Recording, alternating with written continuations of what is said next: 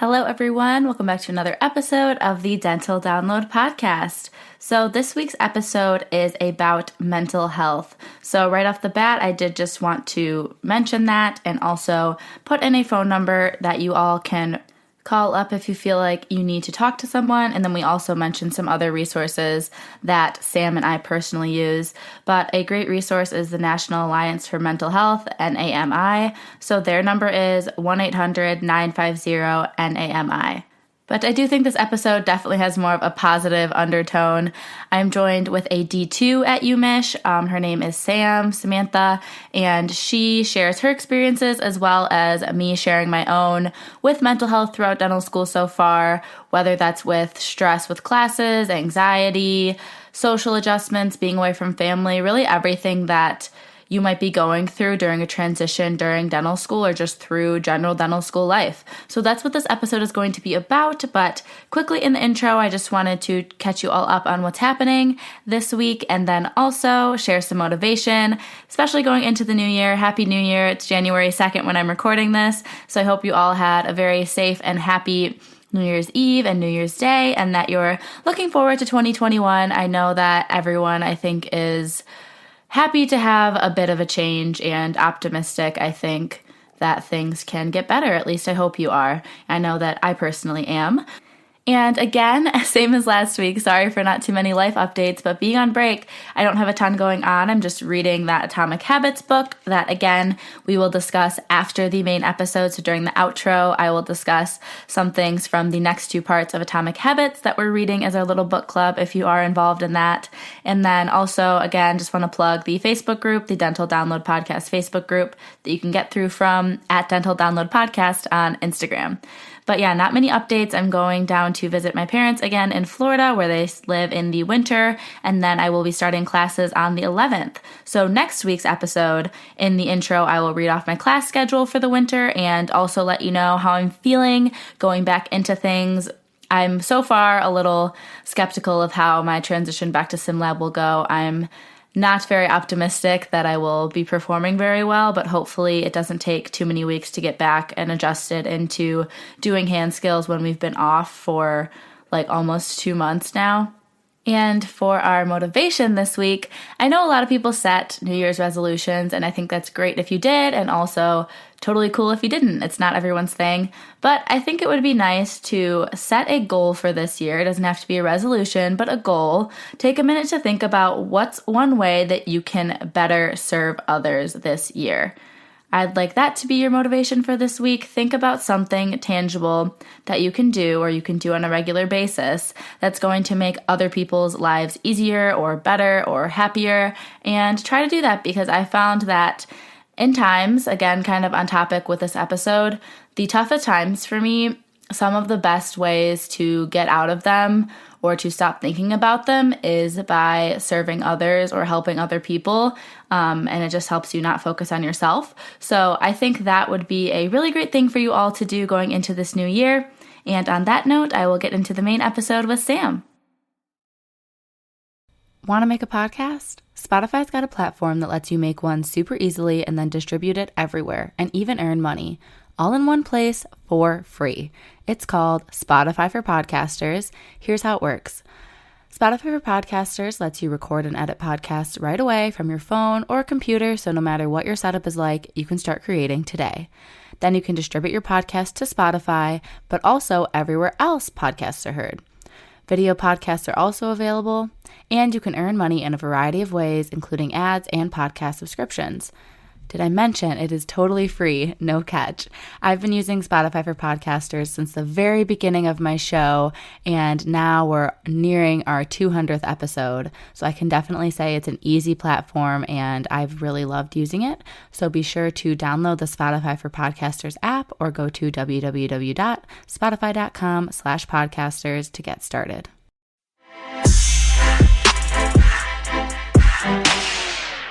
All right. Hi, everyone. So today we do have another guest, and I'm going to let her introduce herself. Thank you. Hi, everyone. My name's Sam Shanklapur. I am a second-year dental student at the University of Michigan, I have been out in Michigan now for about 6 years, going on 7 years next year. I went here for undergrad as well. I'm originally from New Jersey, but consider myself a Michigander now. And I'm really excited to be here. So thanks for having me. Yeah, so as I mentioned in the intro, we're going to be talking about mental health in dental school. So I already did an episode about physical health in dental school, so this is kind of a two-part to that to kind of blend together because they're both so important and they really help support each other, I think. But one of the first things I wanted us to talk about is the initial transition into dental school. So that can be, I think, a really tough time for people. And maybe when they first start to experience struggles with their mental health, or they get heightened at that point because there's a lot of different things, maybe like imposter syndrome or just the challenges or moving away from home. So I wanted to talk about kind of all those topics today with Sam and maybe make you all feel a little less alone on your transition and give you some resources and ways that we've kind of tried to work through that. So one of the first things that came to mind about this topic was how the workload can affect your mental health. So there's a lot of credits that we're taking and you have constant exams, it feels like. So one bad exam score can really like bum you out, but then you have another exam to take later that day or something. So Sam, how do you handle not scoring well on something? Yeah, that's a great question. I think what was really challenging for me at first was just that we were taking so many different classes, and I had to be okay with the fact that I was not going to ace every single class.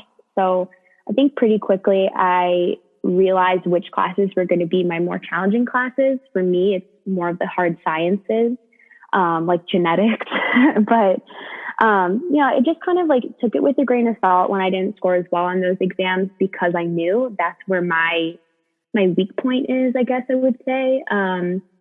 I know that at the end of the day, my score doesn't define who I'll be as a dentist. And that's something that I really just try to keep in mind. Like, okay, if I got a 70 on this multiple choice exam in one course, and let's say it's going to bring my average down in the course, and that's just a bummer for me because maybe I wanted to get an A, I'm not going to get an A anymore.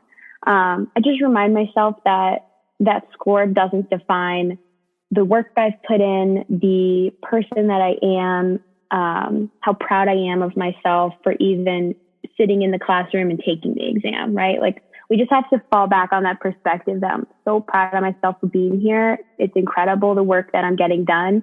And if it's not the top score, that's okay for me. And I know that's not everyone's point of view, but that's just what really helps me. Yeah, I definitely agree with that. And I think we're probably pretty similar in that regard, that it's obviously a huge bummer and it gets discouraging if it's reoccurring or if you were doing really well and then the grade kind of falls at the end.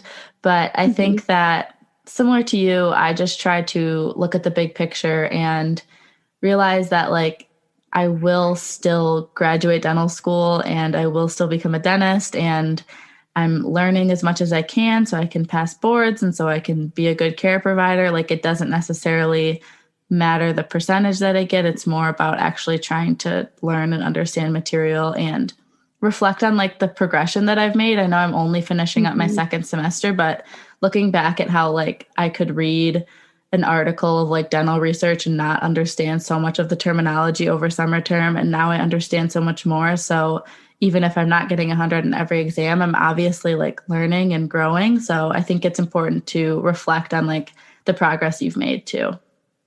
Oh, absolutely. And the other great thing is like nobody knows, right? So if you don't do great on an exam, nobody has to know. Everything like with your practicals and sim lab, everything's coded with your honor code. So no one knows that you personally, failed your practical. It's something that you can kind of keep inside and work on. And that's something that I've kind of enjoyed about dental school is they're not very forthcoming with grades and averages, and at least from what I've seen in most of my classes, they don't really put that out there. So sometimes it kind of makes me feel better just knowing like I don't need to know the average. I'm happy with the score I got. no one needs to know what the lowest percentage was. It just doesn't do anybody any good. Yeah, I totally agree with that. And I know you talked to me before about how SimLab, when we get our practicals back, like you kind of see how other people were doing, but you don't know who's who and who's getting what score. And I think that's really nice because at least you don't have to worry about like, oh, everyone in my row passed except for me or something. Like you just can focus on yourself. And I think since like dentistry, yes, like you're working in a team setting at a practice or in a clinic or something, but the actual work you're doing on the patient is really like all you. So there's really, you just have to focus on yourself, I guess, especially when it comes to SimLab. Yeah. Yeah. I feel you on that. Yeah, go ahead. And then another thing that somebody was mentioning on our Instagram when I asked if people had any input for this episode was that you definitely have a lot less time with other people and you're spending a lot more time alone in dental school, even if you have roommates, maybe just because you're studying so much or you don't get time with like people outside of dental school. And for me, it's so different because I've only known this like COVID dental school and kind of always being isolated. But do you have any input on how you adjusted to, I guess, just like the different amount of time that you spend with other humans in dental school? Yeah, that's a good question. Personally, I like to be alone. I'm more of a solo studier and really just kind of like vibe with myself. And in undergrad, I felt like I never had time to myself. I was always in the library with friends, just living in my apartment with roommates, and just never really had that time to like be me and do my thing in terms of studying. So I kind of liked how in dental school, everybody was so focused on doing work, going to the library. So I wouldn't say I really inserted myself into that because that's not something that I was really looking for this time around. I wanted to have my own space and kind of reclaim that in dental school. But I will say the social opportunities that were provided, I definitely took up those opportunities because if it wasn't going to be during studying that I had some social interaction, it had to be outside of that. I had to get in some sort of fun way for me to unwind, whether it be just like girls' night, wine and cheese, or going over to Delta Sigma Delta, our dental fraternity, and hanging out with people at the house, maybe having a drink, just doing something that, I won't do on a normal weeknight.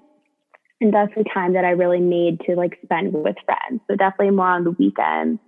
And again, like I am okay with that. I'm very busy day to day. I'm our class president. I'm constantly communicating with people over the computer, over Zoom. So I really do enjoy the times that I have to myself. Yeah, that makes a lot of sense. Plus now you have your little puppy to keep you company. Yeah. Oh, he's right next to me right now. So cute. Yeah, I think it's great that you know yourself and you know what you need. And I think that's something that is really different between undergrad and grad school for a lot of people. Because in undergrad, I think you're kind of figuring yourself out a bit. And hopefully by grad school, you have a better handle on who you are and your needs and what you enjoy, I guess. And I think, yeah, like the vibe of people, at least at our dental school, like people are very independent and just like, I think, assured and like themselves is like the impression I get a lot of the times. Like people just have themselves together a little bit more in some ways. So I do really appreciate that because I think that everyone can do their own thing and there's a lot of respect for the people that know they like to be social and are always in their little group, always together. And same respect goes for people like you that prefer to just like go home after a long day and study by themselves. So I think that there's opportunities to do either one in dental school and you just need to find the path that like fits you. And I think for us, it's unfortunate right now because if you are the more social person, you might not be able to do that as much as you'd like at this time. But I know that in coming years of dental school, it'll get better. So just a matter of being hopeful. Yeah, I really hope it does get better for you, your class specifically, just because you missed out on so much of that prime, like just social hour, I would call it, of the summer, where you have less obligations and just more time to meet people. But we can get away from COVID because it's not gonna, our conversation's not gonna help us in that regard. Yeah, but I'm just trying to think in terms of having like a network, a support system. Yeah. Sometimes when things just can get really rough in dental school, like you've got a week where you have sim lab 3 different times that week, you've got 2 exams, 2 quizzes, 3 Zoom meetings. Like, you definitely understand being in D1 year right now. It's sometimes it just feels like I'm never getting out of this. I'm stuck to my schedule. It's one thing to the next. Like, nothing feels fun. Nothing feels, I guess, like I'm being so productive that sometimes I just forget that, like, I'm a human too. And, I really do need that social connection. I need to like take a 30-minute break and leave my desk and like go talk to my boyfriend and like, pick up my phone and call one of my friends, maybe someone that's not in my dental class, like a friend from undergrad who, not that I've been neglecting, but I haven't taken as much time to reach out to them. And just like filling my day up with other little things that make me happy and make me feel supported. I find that that's really helpful sometimes when you're just stuck in the dental rut of things. Yeah, I totally agree. I found myself sometimes in the beginning of this fall term, because we got a little bit progressively less busy, which was nice. Like, we finished up a couple classes early, but sometimes people were like, oh, like, how are you doing today? And I'm like, I couldn't even tell you. Like, I haven't given a thought to like how I am all day. I've just been on like autopilot, like robot dental student mode. And like, I think it's so easy to get in that when we're so busy, but that kind of transitions nicely into the next thing I wanted to talk about was like, what do you do with, like, I feel like we're kind of in a state of stress pretty often and we're just kind of used to managing it. But what are some of the things you do for yourself or some things you do to deal with stress? Yeah, we're definitely in a constant state of stress. And somebody who, like me, I struggle with mental health and I struggle with anxiety. So feeling like you're in that fight or flight all the time, in addition to COVID, it's really challenging. But in the last, I'm going to say 3 months or so really this term, I focused a lot on my health because I felt like it was slipping away from me, just in terms of how stressed I was becoming, how inundated my day was with dental school related things. And I really just stopped doing things that I loved doing. Like, for me, I love cooking. I love taking time to create meals and really like nourish my body. I stopped working out. I stopped doing yoga. And those are things that I need as somebody who has a little more anxiety just built in, a way to kind of burn off what I'm feeling. And for me, that's either a creative outlet like cooking or drawing or painting, just doing something with my hands, something artistic. That's a good way for me to kind of zone out from all the stresses I've been feeling, and I can just really focus on what I'm doing. And then in terms of getting a good sweat in, that's my other way of really just like disrupting that feeling of I'm overwhelmed, I'm stressed, I'm kind of, like you're saying, confused with how I even feel. Like, I'm all over the place. Really just stopping myself in the moment and saying, all right, we are going to go downstairs and do a 25-minute yoga flow, just something. It doesn't have to be an hour of my day. It doesn't need to be a crazy sweat. Just something that can break up those stressors every day. Do you feel like, I guess, you have improved your mental health? Have I improved my mental health since being in dental school? That's a very good question. I'd say my mental health has fluctuated more in dental school because of, I never have been exposed to some of the things I'm going through. But I think I have a much better handle on it. Just, I have more things in my toolbox, as I like to call it, because I've just taken up the opportunities that have been in front of me to better myself. So an example of that would be on Michigan's campus, we have something called Wolverine Support Network, and it's a peer-led support group that I've actually been in for the last almost 5 years now. But basically, it's a 1 hour a week where you just meet up with a group of students from all different programs. You're put into a group that fits your schedule. And you just go every week, and it's completely confidential, and you just talk. You can talk about anything you're feeling or going through, and there's just people there to listen and to support you. And like doing that in dental school was amazing. Doing that my first semester of dental school, when I was overwhelmed, like feeling all the things I was feeling again that I was feeling when I first came out to college. It was just great to like have people there to listen. And I was like proud of myself that I took that step to rejoin and to, be a part of it again. And I'm a graduate support group leader, and like, it just feels really good to be a part of that organization. But I'd also say that I, thought more seriously about my mental health at times and decided that I'd like to go and talk to a therapist.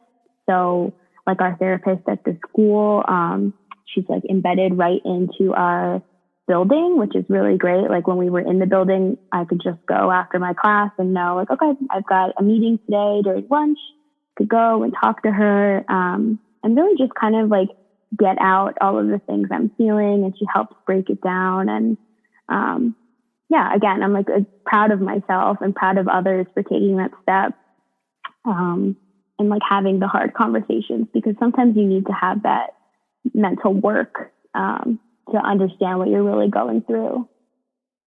Yeah, I totally agree. And I think I was really surprised starting dental school when I guess I just thought that like, okay, I've progressed from freshman year of college to senior year of college. Now I'm starting dental school, and like I'm going to just, like keep growing as a person or whatever, like upwards and onwards.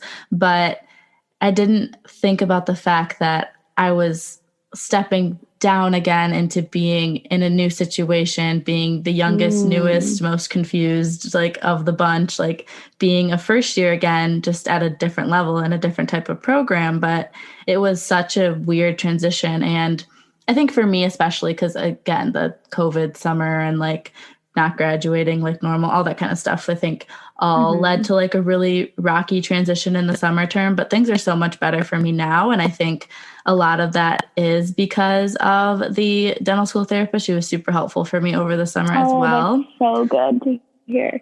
Yeah, she's great. But I guess that one of the things, it was kind of a multifold, I guess, reason that the transition was challenging. But I think one thing I totally thought I had like dealt with was like test anxiety.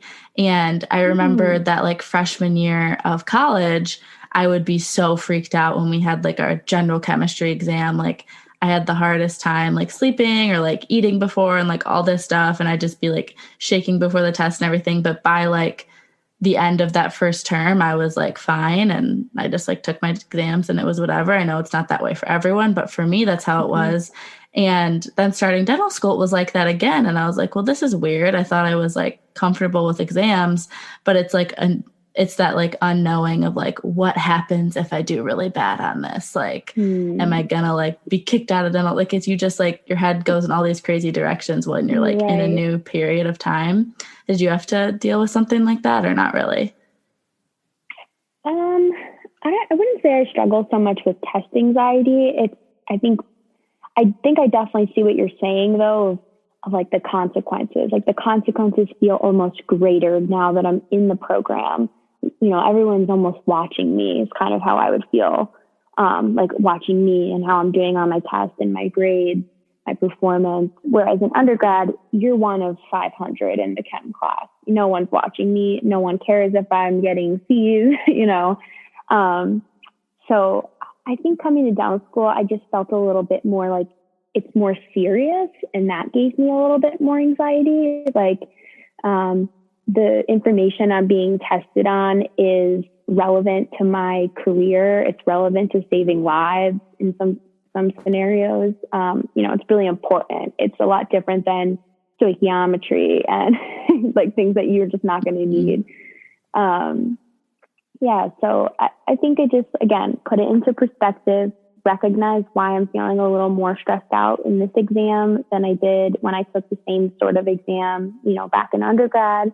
And just validating what I'm feeling. Like, okay, I'm feeling stressed out because it is a hard exam and I studied a lot for it and it is important and it's going to be okay, because the next one I'm going to take is going to feel the same way. Eventually, I feel like it just kind of became a baseline for me. Like, all right, this is dental school. This is tough stuff. And, it's just now as a D2, I've just finished my D2 fall semester this morning. It feels good that you're like, okay, I think I really am understanding how dental school works now, understanding how they're testing us and what they're expecting of us.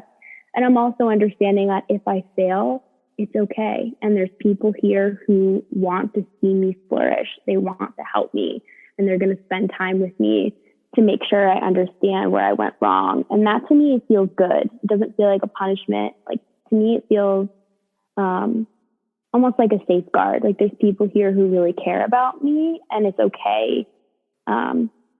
It's okay not to do perfectly.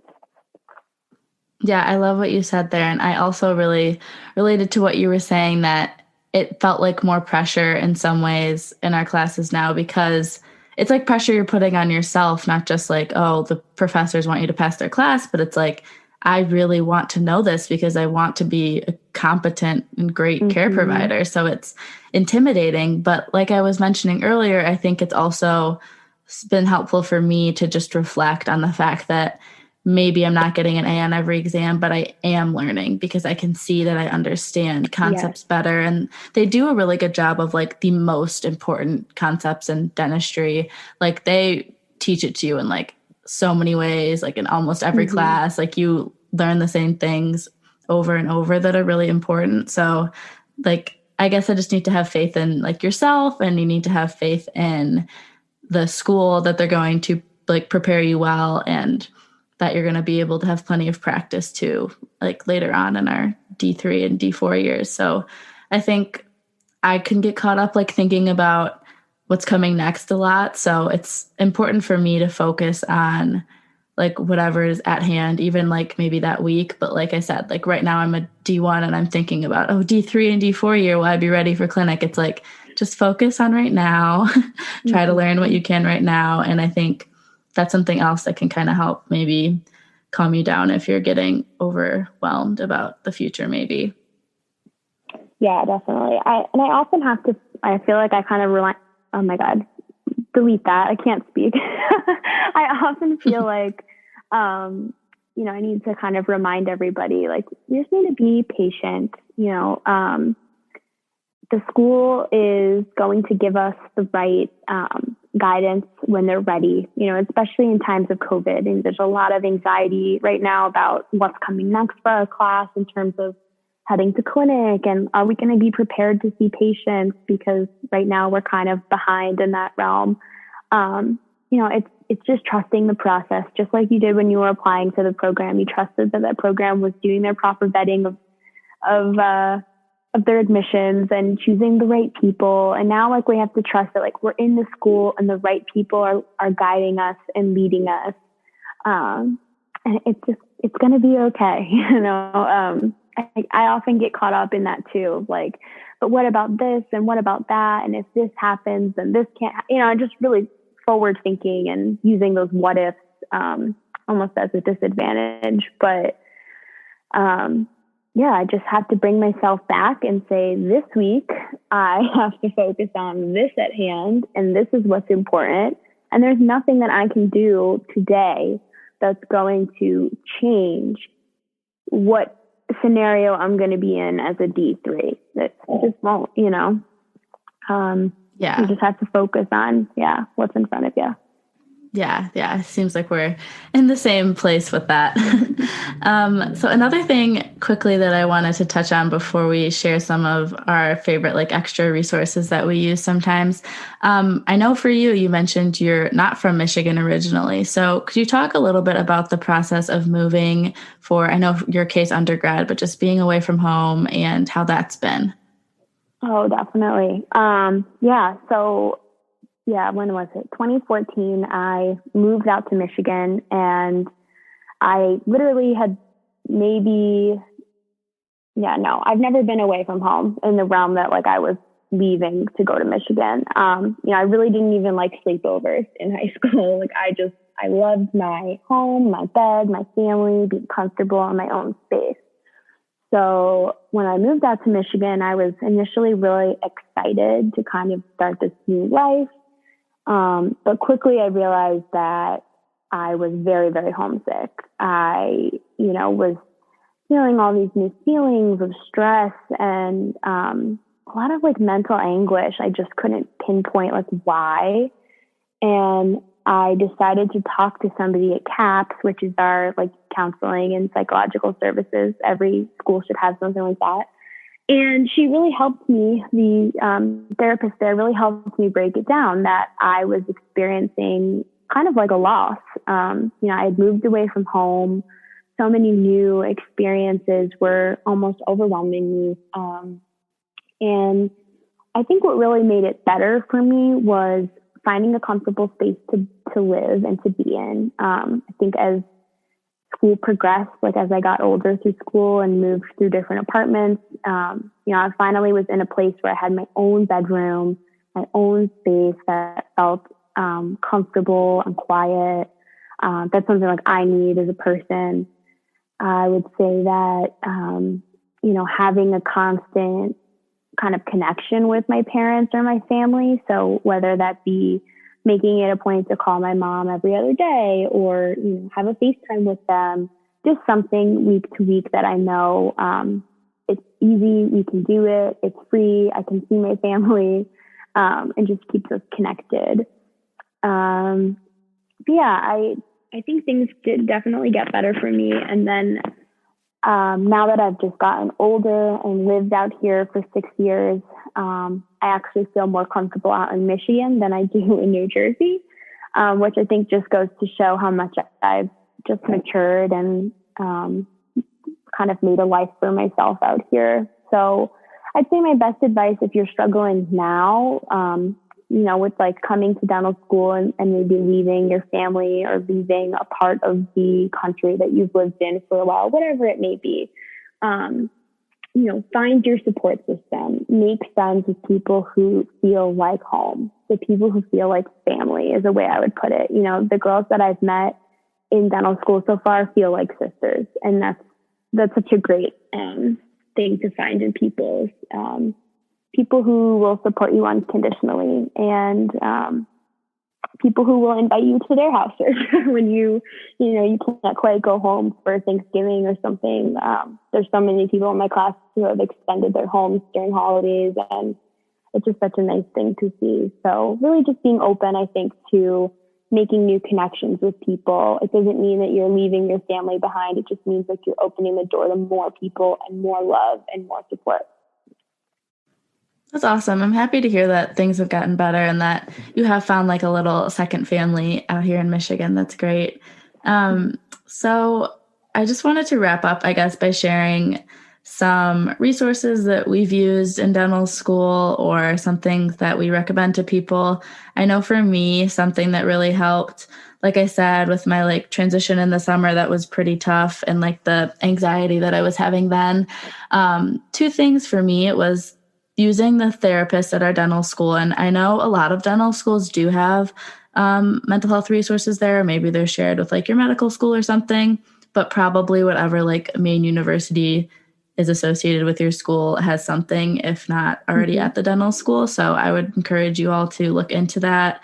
And for us, it's like through the school, so we don't have to like do any additional payments or anything. So it's really, really great. And she just helped me feel a lot more, like you mentioned, just understand better what I was feeling and understand that it was like very normal and that like a lot of students were feeling that way at that time or in general during the transition, and encouraging that things would probably get better, and they have been getting better since I was able to like move to Ann Arbor and everything. And then another thing that I started using over the summer was the app called Headspace.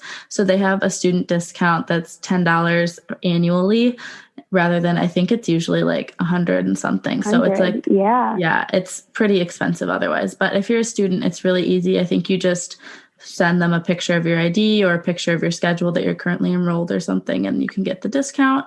And I mostly use it for meditation. They have different like guided meditation plans, and you can focus on like if you want to do one to be more attentive, if you want to do one to be more patient, if you want to do one to learn how to handle your anxiety better. So like I would do different courses like that. And I haven't been using it as much this fall term, but I think that's because I haven't necessarily like felt like I needed it as much, but that's something that I want to start implementing more rather than only when I need it, just like in general to keep me kind of grounded. So those have been good for me. Do you have anything?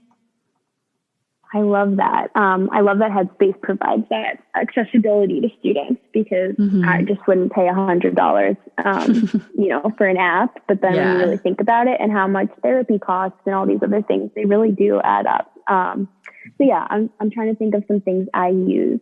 There is actually another app called, my headphones are dying here.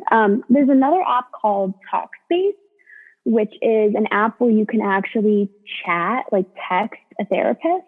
And I actually thought this was a really good idea when I was home for an extended period of time, because my provider couldn't see me out of state. So Talkspace, I think you're able to pay like, I think it's weekly or monthly fee, depending on what kind of support you need. So I think you can meet with a therapist once a week, but then you can also text at any point if you're like really having a moment of feeling overwhelmed or something's happening. You can text them and they'll respond to you and help you break it down, which to me feels like the ultimate lifeline. Like there's always going to be someone there who can help you. And that's super comforting when it's late and you're feeling alone and the school psychologist can't see you for 2 weeks. So that's one thing. Another thing I just want to put out there, if you are looking into seeing somebody to talk to, another great reference is Psychology Today. Their website, you can go on, put in your insurance information, or if you don't have insurance, that's cool too. You can put that down. And then you can put in like where you live, how you'd like to get to your appointments, if you want to walk, you want to drive, what kind of provider you're looking for, male, female, all different identities, backgrounds. So it's a really cool resource to like really pick and choose the right provider for you. And it's free. So that's a great thing. And then something else, more of like a physical thing I use to stay more grounded and feel good. I don't know if I'm pronouncing the brand correctly, but it's SAJE, Sage is what I call it, or Sage. But they are a wellness brand, and they have the most awesome essential oils in this little kit called the Pocket Pharmacy. And there's like 5 small roll-ons. Like one is for headache, one is for stress, one is for stomach aches, one is for, I think like pain, congestion. And I would bring it to school, and before our practicals, my friends and I would always joke that like we have a stomach ache because we're so nervous. And we would go in the locker room and I would just literally lay on essential oils all over them. So it just became like our little pre-practical ritual that actually did provide a purpose, even though we smelled like peppermint walking into sim lab. So I actually bought them the Pocket Pharmacies for Christmas this year, and I'm excited for them to have their own way to stay well. That's cute. I was just thinking, I was like, that'd be perfect for the holidays if people are listening to this. Yes. I think I have like 3 of them at this point all over my apartment, because I usually get one each year. So do you have any, I guess, like final thoughts you want to leave the dental students or pre-dents listening to this episode? Big question. Yeah. Yeah, I think at the end of the day, just remember that you're not alone in the struggles you're going through, even when they feel really out there and really, really shitty. You're not alone, and there's definitely someone else in your class who's feeling the same way. And although you might not ever know who that person is, just know they're out there, and just know that what you're going through today won't be what you're going through tomorrow, and it won't be what you're going through next week. It will be something different, better or worse, but it will be different. I think just remember that you are super strong as a human being. Like, you got into dental school, which is an incredible feat for most human beings. And then the fact that you are thriving, you're taking classes, you're learning. Don't lose sight of that, and how proud you should be of yourself and how strong you are as a person.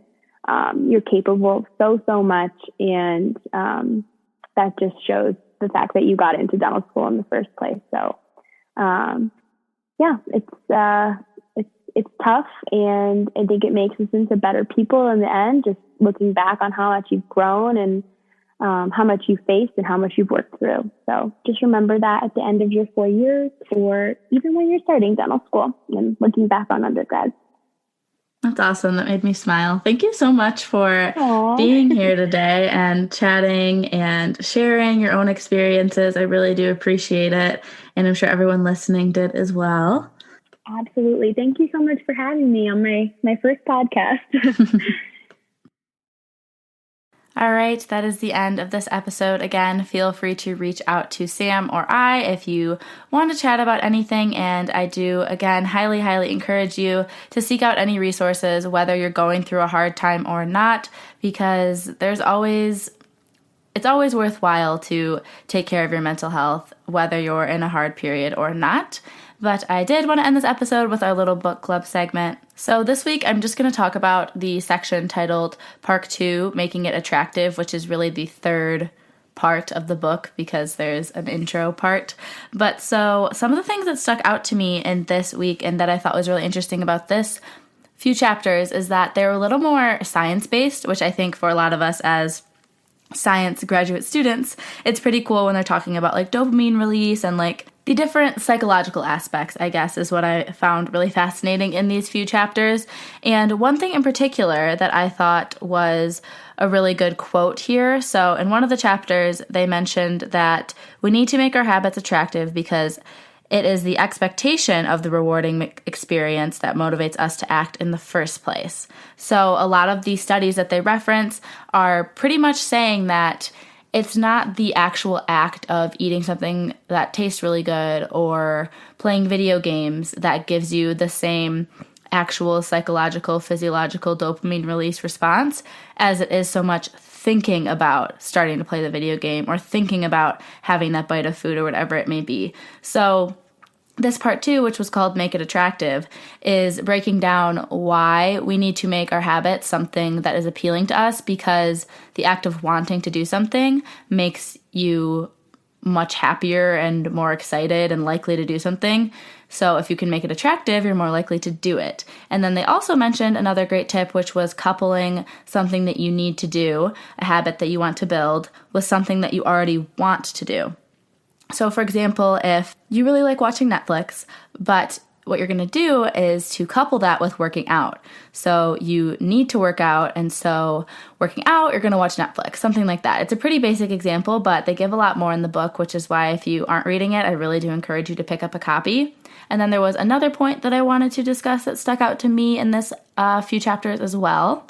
When they were continuing to talk about, again, what attracts us, what are we drawn towards, why do we choose to do certain actions, it was talking about the circles that you surround yourself with, and it was your inner circle, it was your like the masses, just what's the general population doing, and then also what are the wealthy, successful, powerful people doing, and that's kind of how we form our own desires. And again, you want your habits to be something that you're actually naturally desiring to do, because then you're kind of tricking your mind and it doesn't feel like a task, it just feels like an innate part of what you do, and it's going to hopefully bring you some kind of positive stimulus response.